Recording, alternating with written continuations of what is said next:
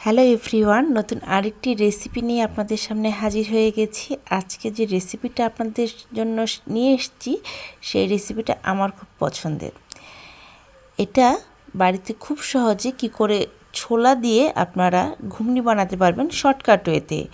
এখানে আমি কিছু ছোলা ভিজিয়ে রেখেছিলাম। দেখুন ছোলাগুলো কিন্তু অনেকটা স্প্রাউট বের হয়ে গেছে, অর্থাৎ অঙ্কুর বের হয়েছে। আমি এটাকে 5-6 দিন ভিজিয়ে একটা ভিজা কাপড় দিয়ে ঢেকে রেখেছিলাম নর্মাল ফ্রিজে। অবশ্যই ফ্রিজে রাখতে হবে, নাহলে নষ্ট হয়ে যাবে। তারপর ছোলাগুলোকে ভালো করে ধুয়ে নিয়েছি, এতে করে খুব সুন্দর করে স্প্রাউট বের হয়ে গেছে। আর এটা অবশ্যই আমি প্রেসার কুকারে করব, এই জন্য প্রথমে এখানে জল দিয়ে প্রেসার কুকারে ছোলাগুলো সিদ্ধ করে নিচ্ছি। আর দেখুন আমি হাতের এই কর বরাবর জলটা দিয়েছি, খুব একটা বেশি জল দেব না। আপনারা চাইলে যদি বেশি জল দেন তাহলে কিন্তু পরে জলটা ফেলে দেবেন। এখানে দিয়ে দিলাম স্বাদ অনুযায়ী লবণ। আমার এই রেসিপিগুলো আপনাদের ভালো লেগে থাকলে আমার চ্যানেলটা সাবস্ক্রাইব করে পাশে থাকা যে বেল আইকনটা আছে সেটা বাজিয়ে দেবেন। এরকম নতুন নতুন রেসিপি সবার আগে আপনি নোটিফিকেশন পেয়ে যাবেন। আমি ছোলাটাকে খুব ভালো করে লবণের সাথে মিক্সড করে দিলাম। এখন এটাকে আমি ঢেকে আমি ভালো করে সিদ্ধ করে নেব। আমি এই প্রেসার কুকারে করছি দেখে আমার খুব একটা বেশি সময় লাগেনি, 5 মিনিটের মতো লেগেছে। আমি 5 থেকে 6টা সিজ দিয়ে নিয়েছি। ছোলাগুলো ভালো মতো সিদ্ধ হয়ে গেছে, জলটা ঝরিয়ে নিয়েছি। দেখুন আমি হাত দিয়ে একটু প্রেস করলেই কিন্তু ছোলাটা একদম নরম হয়ে আসছে।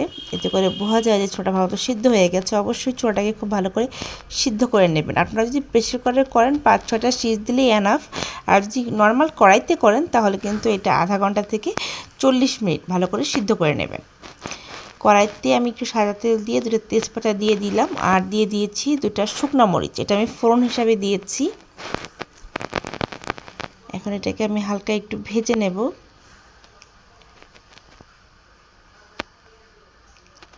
এখন যে ছোলাগুলো আমি সিদ্ধ করে রেখেছিলাম সেগুলো আমি দিয়ে দিলাম। আপনারা চাইলে কিন্তু এখানে জিরাও ফোড়ন দিতে পারেন, আমি আজকে দেইনি।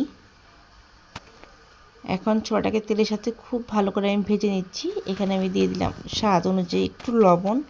লবণটা আমি কম করে দিয়েছি, কারণ ছোলা সিদ্ধ করার সময় আমি লবণ দিয়েছি, সেটা বুঝে আমি লবণ দিয়েছি। আর ঝালের জন্য 3-4টা কাঁচামরিচ আমি মাঝখান থেকে চিড়ে দিয়ে দিলাম। খুব একটা ঝাল আমি পছন্দ করি না, এই জন্য আমি ঝালটা কমই দিয়েছি। আপনারা আপনাদের টেস্ট অনুযায়ী ঝালটা দিয়ে নেবেন। এখন একটু ভালো করে ভেজে নিচ্ছি। এখানে আমি দিয়ে দেবো কিছু শশা কুচি। আমি এখানে একটার মতো শশা একটু ভালো করে কুচি করে নিয়েছি, সেটা আমি দিয়ে দিলাম। এই ছোলা ঘুগনিটা কিন্তু একটু অন্য স্টাইলে করছি, মানে আমরা যে পেঁয়াজ দিয়ে ছোলা ঘুগনি বানাই আমি সেটা বানাচ্ছি না, একটু ডিফারেন্ট ওয়েতে বানাচ্ছি, কারণ সবসময় কিন্তু এক ধরনের রান্না খেতে ভালো লাগে না। এখানে আমি দিয়ে দেবো ফ্রেশ ধনেপাতা কুচি। চাইলে আপনারা মুড়ি মাখার সময়ও ধনেপাতা দিতে পারেন, কিন্তু আমি ছোলার মধ্যেই দিয়ে দিলাম, তাতে করে ছোলাটা খেতে ভালো লাগবে। একটু বেশি করে ধনেপাতা কুচি দিয়েছি, আর নামানোর আগে একটু চাট মশলা দিয়ে দিয়েছি।